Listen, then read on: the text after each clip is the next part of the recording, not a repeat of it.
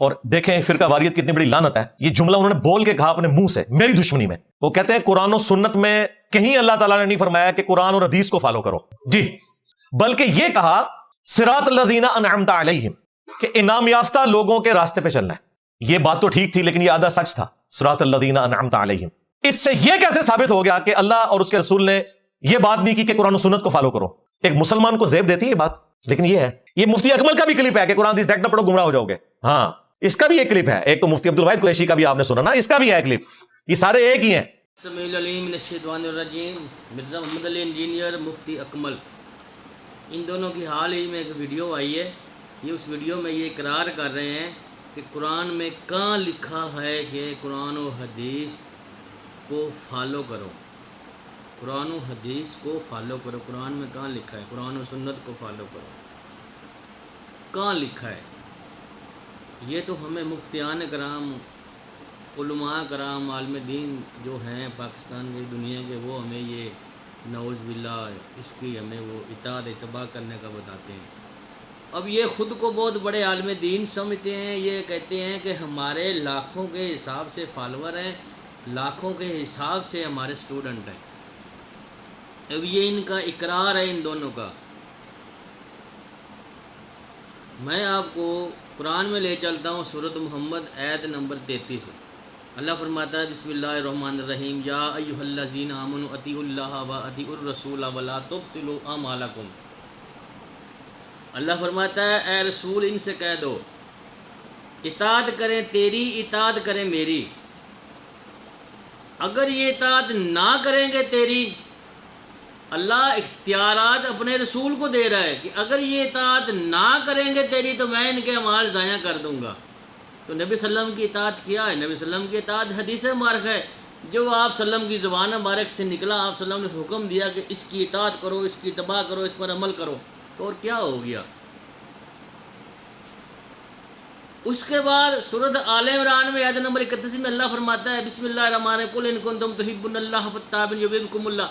اللہ فرماتا ہے جس نے مجھ سے محبت کا دعویٰ کرنا ہے، جو مجھ سے محبت کرتا ہے، پہلے وہ میرے رسول سے محبت کرے، میرے رسول کی سیرت پر عمل کرے. اب آپ صلی اللہ علیہ وسلم کی سیرت کیا ہے؟ اور بھائی اللہ تعالیٰ نے تو اپنے سارے اختیارات اپنے نبی کو دے دیے ہیں. اور نبی صلی اللہ علیہ وسلم نے ہمیں سب کچھ دے دیا، قرآن دے دی، حدیث دے، سب کچھ دے دیا. اب یہ لوگ ایک نمبر کے جہل، ان کو میں جہل اس لیے کہہ رہا ہوں کہ یہ قرآن کے خلاف جا رہے ہیں، یہ اس لیے ان کو میں جہل کہہ رہا ہوں. مفتی اکمل اور مرزا انجینئر یہ کہہ رہے ہیں قرآن میں کہاں لکھا ہے کہ قرآن اور حدیث کو فالو کرو. اب یہاں تک مجھے سمجھ آ رہی ہے، اب یہ ثابت ہو گیا ہے کہ یہ بندے قرآن سے غافل ہیں. یہ بندے صرف شعبدے باز ہیں، کہانیاں باز ہیں. ان بندوں کو سوائے کہانیوں کے ایک دوسرے پر اٹیک کرنے سے، ہٹ کرنے سے ان لوگوں کو فرصت ہی نہیں ہے. یہ اصل دین دے ہی نہیں رہے ہیں، یہ اپنے بابوں کا دین دے رہے ہیں، اپنے بابوں کا. مفتی اکمل اپنے بابے پردادے شردادوں کی کہانیاں سناتا ہے.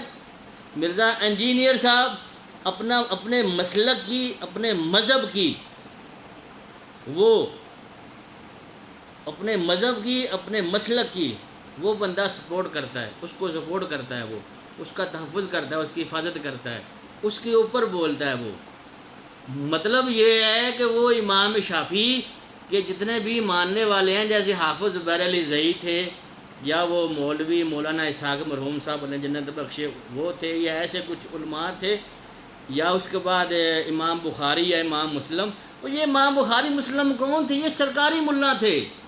یہ امویوں کے، عباسیوں کے، عثمانیوں کے یہ سرکاری ملا تھے. امویوں، عباسیوں کے عثمانی دور تو بعد میں آئے. یہ ان کے سرکاری ملا تھے، سرکاری قاضی. تو ان سے تنخواہیں لے کر، ان سے بھاری معاوضے لے کر یہ جھوٹی من گھڑت حدیثیں بناتے تھے. یہ مسلم اور بخاری، مسلم اور بخاری میں نعوذ باللہ معاذ اللہ، اللہ کریم کی، انبیاء کرام کی اتنی توہین لکھی ہوئی ہے. اگر آپ اس میں کوئی 100 حدیثیں پڑھ لیں تو آپ کانوں کو ہاتھ لگائیں. اور مرزا محمد علی انجینئر اس کو بڑے فخر سے اس کو کوٹ کرتا ہے، اس کا تذکرہ کرتا ہے. اس کا وہ خود کو بہت بڑا عالم دین سمجھتا ہے، اور کسی کو وہ کہتا ہے کہ میرے لائق ہے ہی نہیں، کہ میرے برابر ہے نہیں، کسی کو وہ گھاس ہی نہیں ڈالتا. اس کو ہزاروں لاکھوں شیعہ سنی نے مناظرے کا دعویٰ کیا ہے کہ نکل تو ہم سے مناظرہ کر، اس کو امریکہ سے بیٹھے ہوئے شیخ حسن علی یاری صاحب نے اس کو چیلنج کیا ہے، پاکستان کے سارے علماء کو چیلنج کیا، سنی علماء کو، اور میرے ساتھ لائیو مناظرہ کرو۔ پاکستان میں جتنے ہیں انہوں نے انجینئر کو چیلنج کیا اور ہمارے ساتھ مناظرہ کرو۔ دیکھیں اس طرح تبلیغ نہیں ہوتی قرآن و حدیث کی۔ اگر آپ نے قرآن و حدیث کی تبلیغ کرنی تو کھل کے کریں، منافق ہو کر نہ کریں۔ جو اللہ نے جس چیز کا اللہ نے قرآن میں حکم دیا ہے، حدیث مبارکہ صحیح حسن حدیث ہے، صحیح سند کے ساتھ حدیث ہے، آپ اس کو کوڈ کرائیں۔